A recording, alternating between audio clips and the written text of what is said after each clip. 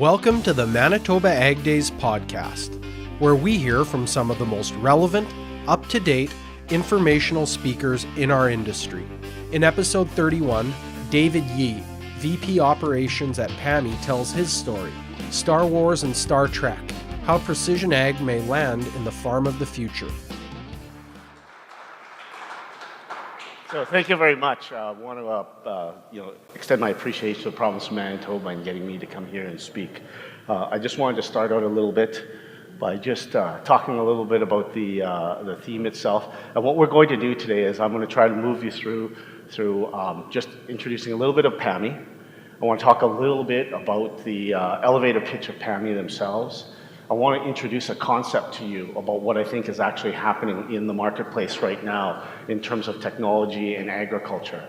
We're going to go through a couple of examples real quick through that, and then just finish off with a little bit of a personal story. So if we can move along real quick. Just a little bit about Star Wars and Star Trek. There are actually two names that are owned by Paramount Pictures and Warner Brothers Disney. And you can actually use these names, so I had to phone them, and they say it's no problem to use them, just as long as you don't show a picture of Yoda or Darth Vader, or there's no lightsabers in there. So we're actually really good. So Pammi, a little bit about Pammi ourselves. We actually came into an inception in 1971 as a thought from the Barber Commission and the Bennett Commission. And what they were thinking about is that there needed to be an organization that would take a look at heavy equipment and machinery and advocate on behalf of the producer at the time. So in 1975, we actually became a real organization for 42 years. We report both to Saskatchewan and Manitoba, so we really enjoy coming over on this side of the border. And I just wanted to make mention of, there's a couple of people in here, so if you're looking for anything about Pammi, there's Harvey Chorney, who's the VP of him. Call him anytime for a tour. He accepts calls on Sundays and also on statutory holidays. So our organization chart, once again, you can take a look, and there's Harvey and myself who are the VPs. We have our head office is in Humboldt. We have a really, really significant facility in Portage. We're also located, and we do a lot of work for the federal government. So we have a presence in Ottawa. And last but not least, a lot of people don't know this about us, but we also have this brand name called Western Beef, and it's a 300-head cow-calf operation that's located near Humboldt. But it will be departing soon, but we have put in a good long decade of supporting that industry and that organization, that brand name. So our elevator pitch, people always come up to me and say, hey, what is Pammi and what does Pammi do? So I always say, we're the show Mythbusters, trying to make a connection to people and what they can understand. And this is what we always say to them, is that you should start with this question. Would you ever, who would ever want to, and in this particular case, flood a field with water and sink a tank above the tracks? Take a bunch of OEM car vehicles and test it out for a national security agency, driving at 120 kilometers forward in a flying Y and then doing the same darn thing backwards. You've got a curiosity about how your brain would handle in 6 different types of trials, and you're going to do some storage tests. You just don't know how you're going to go about with your seeding practices and that, and you want to try a bunch of different experiments and plot it. You got a real big itch to go and build a mining rock bolter to see if you can create better structures inside of a mine. Run tractor equipment and farm equipment through its paces. Want to know exactly where your drift is when you're spraying. And last but not least, this is a crazy, crazy idea. Go and take a quad track, reverse it and backwards, rip everything off, throw 10,000 pounds worth of armor, and start blowing it up and make a mine roller out of it. So that's us. If that's what you think of me, maybe you want to take a look at working with us. So I want to introduce a concept to everybody, because I think this concept is about what is actually happening in the world right now, and specifically for agriculture. And what this talks about is about technology and where it fits in right now. So what we have in the world, and there's a lot of people who are going to come up with different terms, but this is my argument for it, and I've taken it actually from social scientists. So there's actually been 3 ages of agriculture and man. And the first one was actually domestication about 12,000 years ago. And when we take a look at the statistics for domestication, we went through at that time, about 12,000 years ago, they estimated there was about 1 million people in the world.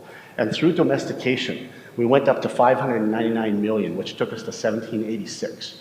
1786 is really important because about 9 years earlier, there was the invention of actually the steam engine. And in 1786, a Scottish gentleman, Mr. Michael, put steam power to a thresher. And that is the very, very first time that we had mechanization on the farm. And it was actually using power. We're in our 232nd year of mechanization. That's the success that we have had in farming. And it took us from 599 billion in the population to 1.7 billion in 150 years. So you can see now we get the jump. Right here is point number 1 at 12,000 years, and you start to see the curve moving up to number 2. The last one was in 1950, and that was the Green Revolution, and you may have heard that term. And I wanted to point out to a gentleman by the name of Norman Borlaug. And Norman Borlaug was a representative of everybody who was his peer group at the time. He came out of Ohio. He wanted to be a plant biologist. His grandfather put everything in to put that young kid through school, and then he joined down. But in 1941, the war broke out. Norman had to take his talents, like all of his other peers, and they put it towards a war effort. But coming out, Norman, who is considered the father of the Green Revolution, decided that he wanted to be a plant biologist. And he went to Mexico and he focused all of his efforts in creating breed varieties in wheat that took out rust. And from him and all those people who rechanneled all of their intelligence from World War II into the agricultural age and the Green Revolution, in 67 years, we went from here to here at 5.3 billion people. That's the impact. Of what does this all mean?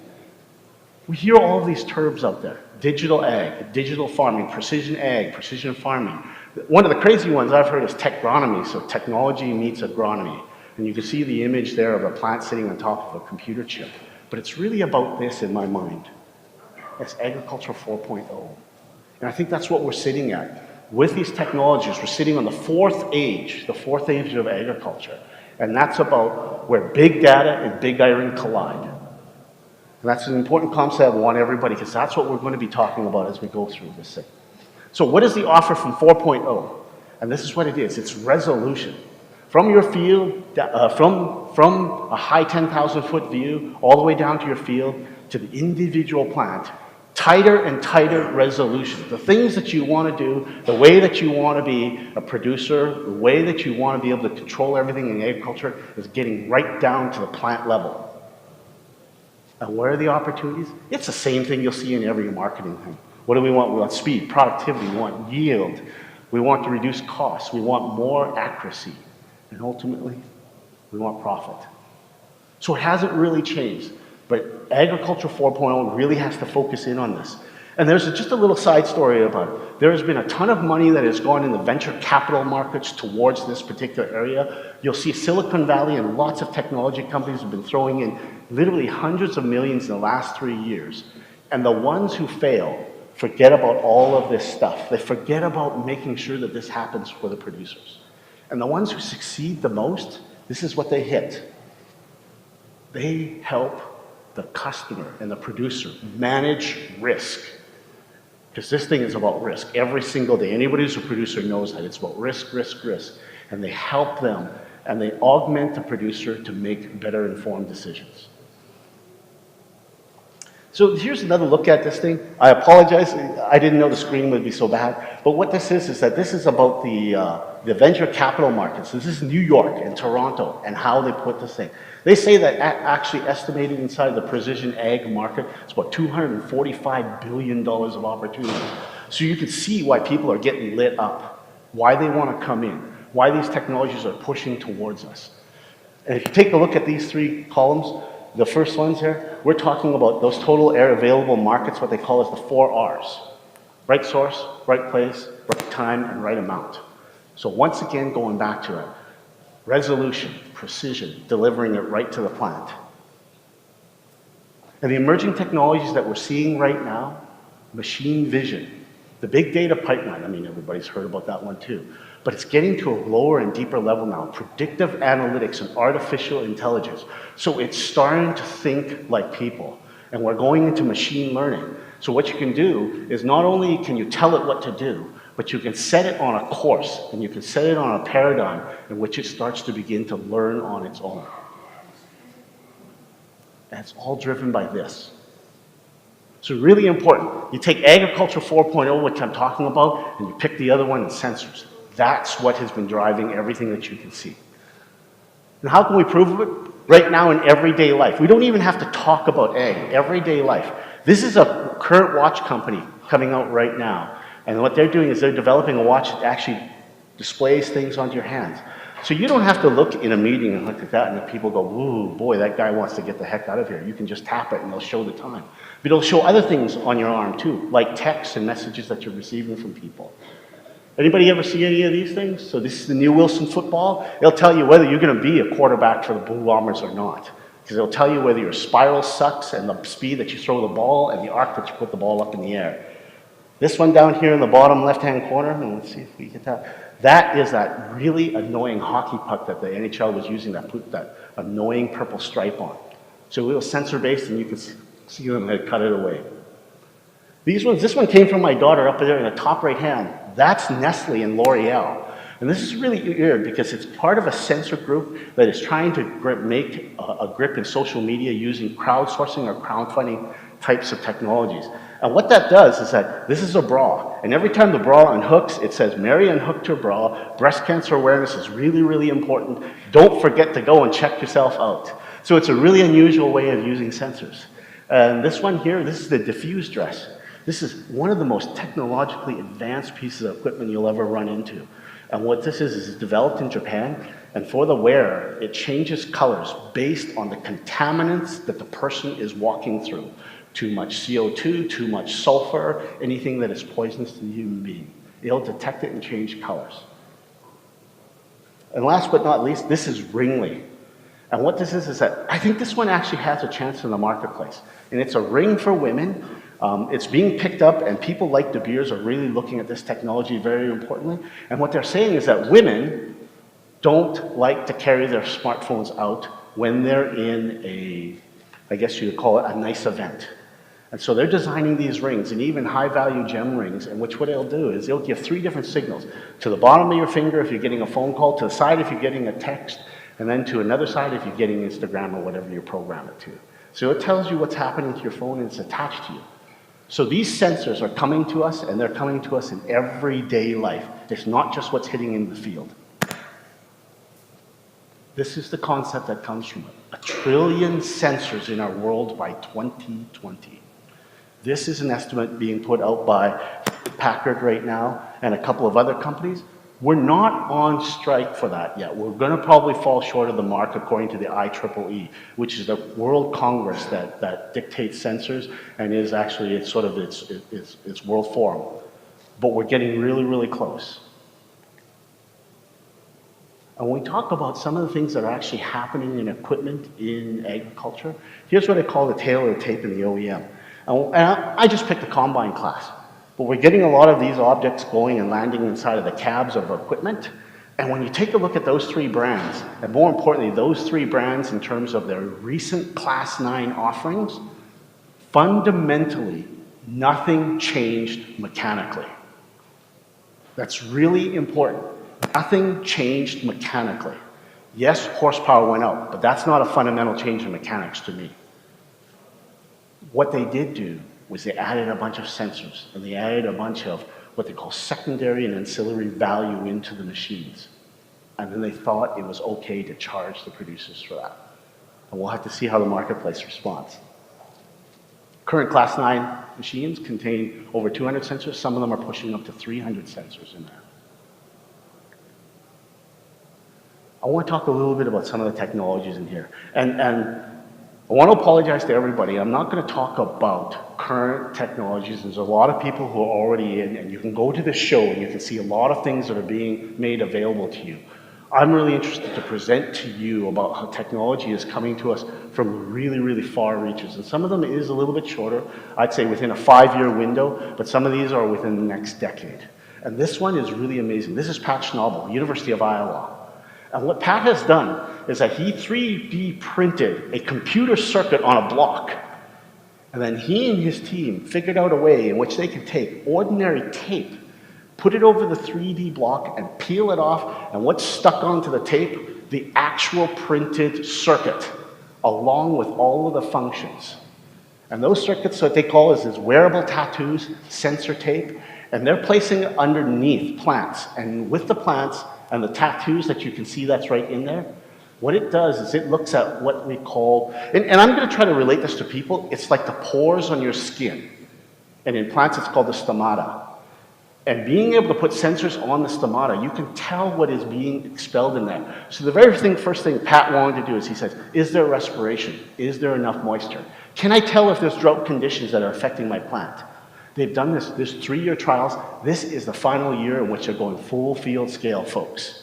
They're going field scale with this particular technology. This one, smart dust. This is a concept that's being put out by the IEEE. It's part of the 1 billion sensors by 2020. In the agricultural space, they're really interested in basically creating what they call a smart dust field. And that's just salting the earth with sensors, billions and billions of sensors. And in this particular one, I call this Jack's Magical Beans. I think this is really super cool. It comes out of the UK. It was developed by Innovate UK in Rothamsted. And when we take a look at it, its best application is inside of grain conditioning and monitoring, and that's what they're pursuing right now. This is what you'd say your conventional style of grain conditioning and monitoring sensors are. It's typically just a wire or a rope that's put down. They can put it in any particular location. But if you take a look at the red lines, that is the locus of effectiveness of it. That's the diameter that can work.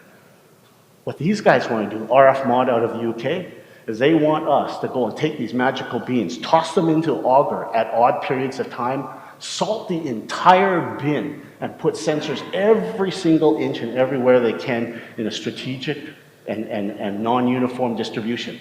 What it will do is it will create mesh topology, and what they do is they actually talk to each other.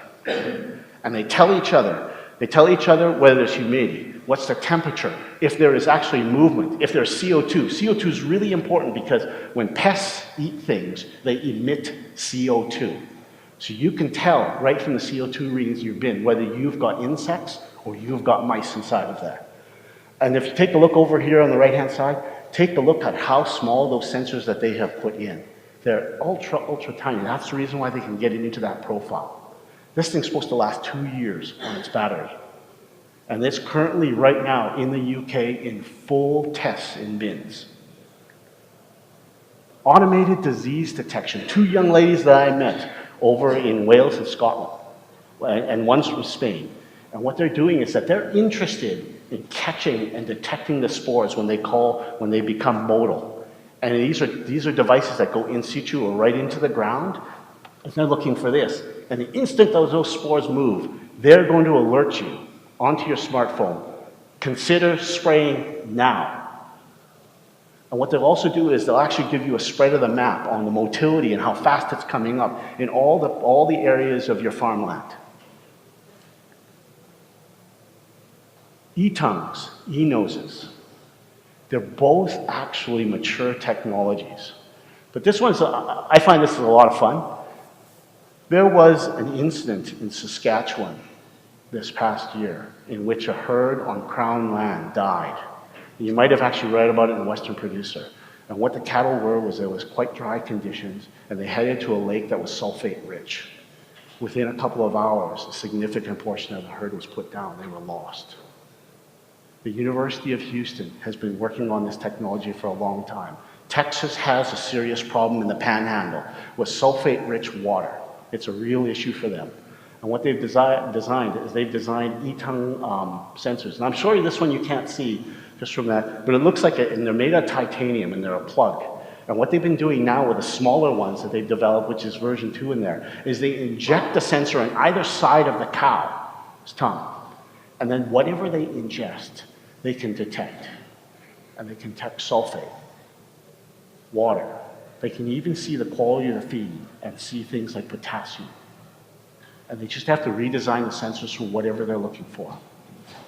On here on e-noses, very, very mature technology, used primarily in the perfume industry, but now being redeveloped to go detect things like fusarium.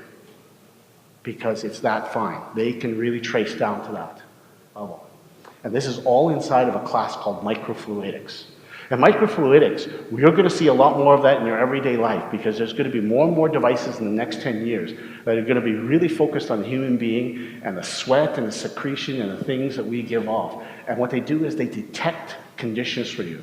So right now, one that's going to come into the market in 2018, it's coming in 2018 by Luxottica and Bausch & Lomb. And if you have diabetes, and you have a real a diabetic condition in which you have to do ongoing monitoring on a very, very high level, you can buy a set of contact lenses and you put them in there and it'll tell you exactly the condition of you and your diabetes. And the reason why is because outside of a blood test, what's coming off of your eyes, respirating off your eyeball, is one of the best indicators of your diabetes. I know you guys know what this is.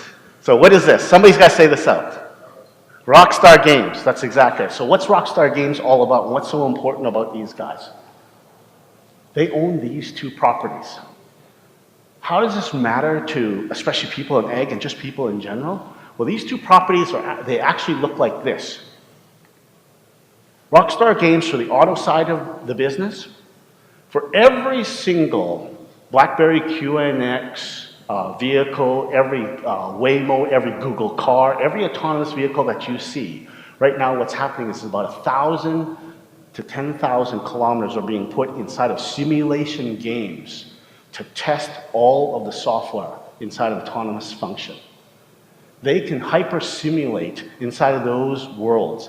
And the reason why Rockstar Games is so important is because they have the most complete, through Grand Theft Auto, the most complete universe featuring streets, buildings, stop signs, pedestrians on bikes. And it's to test all of the simulation software and collision avoidance and being able to control a car. Where it becomes really interesting is in Red Dead Redemption. That is one of the most complete simulated rural environments. And combined with some other technologies, you can really utilize that to hyper-simulate some of your agricultural vehicles. I want to put this thing up. This is about autonomous vehicles, and what does AI look like?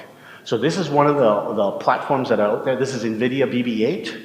And they, in my mind, are one of the leaders in terms of this. They've signed on a lot of the companies, and I know that Google is probably going to give up the race to these guys and take on their particular format.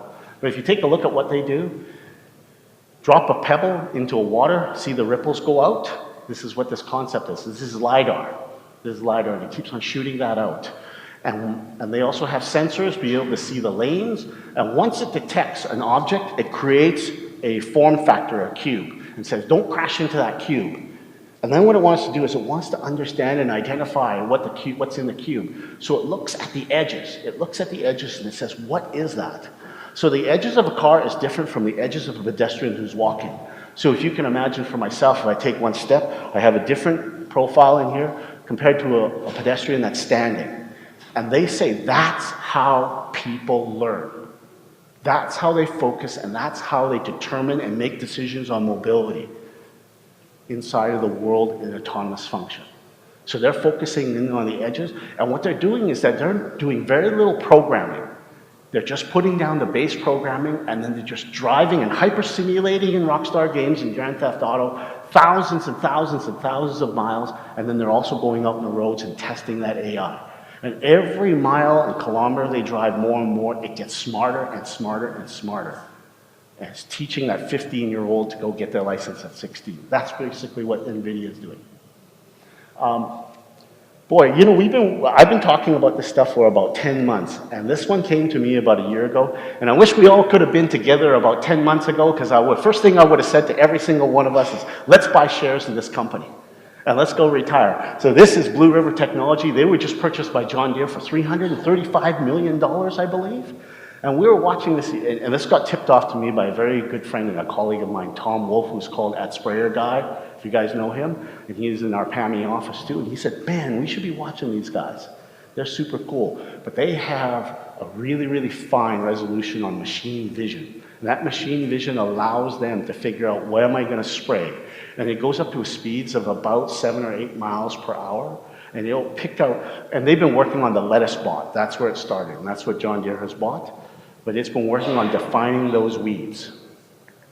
Another competitive company to them is Weedit out of Australia. And you see what they use is they use laser. Weedit's really, really unique because you can actually run this at night. So Blue River, you can't. Speeds for Weedit right now in the tests that they're doing in full field tests are 25 kilometers an hour.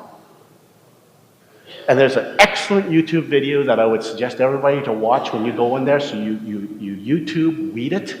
And what they did was that they actually pre-programmed Weedit and they placed the weeds down so that it would actually replicate the beat and the music to Jackson's Beat It. So something for everybody to see in terms of entertainment. This is a guy who I met on the phone just talking to him out of the University of Purdue, and his name is Johnny Park. And Johnny has a vision. He says, everybody's starting to get into this. You know, you're seeing a lot of people like Climate Corp, even Farmers Edge, and he said, we'll sell you some weather stations, and we'll put it out in your property. And Johnny says, we can do way, way more with this than just that. Let's do some traditional phrenology. And he says, or dynamic phrenology. So traditional phrenology, when it comes to pests, here's your pests. See the very first ones, and then they just assume adults come on. Johnny says, that's wrong. What's really happening is there's surges up and down based on the temperature and the degree days. And there's some real opportunities, he says, in going and taking that data, taking his pest detection with machine vision and his AI, and making sure you get the right signal of when you're going to spray and how long you're going to spray, and modulating your spray according to the way the pests are behaving. And last but not least on these ones, nanotechnology in fertilizers. And what they're doing in there is on the exoskeleton and nanotechnology is that they're creating actually casing. And they're putting the inputs in there, be it fungicides, insecticides, or fertilizers. And they won't open up, they won't release unless the trigger is there. The trigger could be a bug, the trigger could be weather, the trigger could be temperature. And it's this new smart class of fertilizers. And there is a race going on right now between two groups. How does all this technology come in? I'm in the middle of my farm, I can't even get cell phone technology connected. How do I make all of this stuff work? And there's a race between two groups. First side, here is Google and Elon Musk from SpaceX. They want to go and salt the near field atmosphere with all these small little microsatellites. On this particular side, this is Richard Branson and OneWeb, and they want to put these 150 kilo satellites. Everybody's looking at an opportunity, and the opportunity is not just in the smart cities and that, they're looking at the opportunity inside the rural network to go and make some money. And then all of that is, all of this is all about connecting to the networks. And what we see in here right now is that there is low-powered wide area networks that are going out into there, and there's also long-range wide area networks. The problem inside of those particular networks is how do you get all these exabytes and exabytes of data to move? So anybody who's ever gotten data in terms of any kind of ag services right now, they put it on a stick and there's just lots and lots of it. It takes a long time to download. There's this unique company called XProp. And XProp says, we are on the cutting edge of turning the world on its ear because we can shrink and compress the data. We can show you a different way of building your data and then downloading it. So you don't need all of these networks and you can be much, much faster. And the last but not least in this one is that the data. And each one of these things, as we see all these technologies come into agriculture, they will actually create digital packets. And these digital packets give us an opportunity to start putting it into a concept. I'm not sure if you've heard about it, it's called blockchain. And inside a blockchain, you can identify each one of those particular packets. You can put traceability, you can put security in there, you can add a lot of administration that we're doing, but you can make things move a lot faster. How many minutes do I have left? 3, okay. So on the commercial side of the ag, this is one thing that when, in doing my research and taking a look at it, what is everybody looking at? And quite frankly, on the commercial side, they're looking at owning the farmer. You see a lot of these things that are going inside of the machines. It's all about this. You own the farmer. This is what they really want to own. They really want to own the farm. And you own the data. That's the progression that we're seeing right now. And that's what a lot of the commercial companies have been talking to me and said, what we really see as a trend is own the data, own the farmer, own the farm. And here's the newest thing on the commercial side. So I want to end up with this one here. How's your data being used? I think this is really interesting in here. This is Oklahoma producers, and this is the chicken producers in there. This is the very, very first lawsuit in North America about ag data. And on this side is the cartel of Tyson, Sanderson, Purdue, Pilgrims, and Koch Foods. On this side is actually 5 farmers in Oklahoma. And those 5 farmers met each other one day and they said to each other, they said, hey, how's your operations going? They said, really good. And they said, yeah, I've got a contract that I signed to this group of people. And what they all found out was that no matter what their inputs were, no matter what they did with their chickens, they all ended up with the same percentage of profit. How did that happen? And what they did is that when they did their investigations, they found this company. Because in their contracts to the companies, they had to put all of their data to AgriStats. And then AgriStats sold the data to the cartel. And the cartel reverse engineered all the data to find out exactly who the producer was, which barn it was, and then they went and set the price.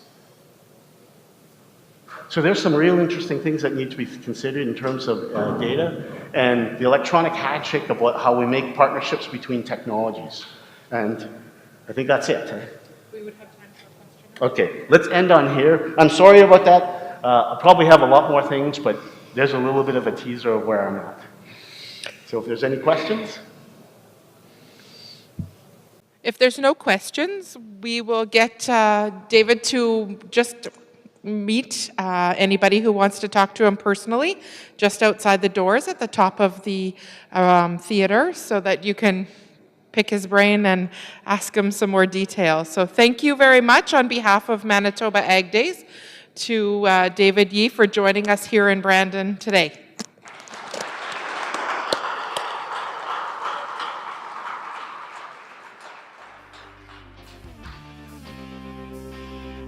Thanks for tuning in to the Manitoba Ag Days podcast. We'll see you next year from January 22nd to 24th, 2019.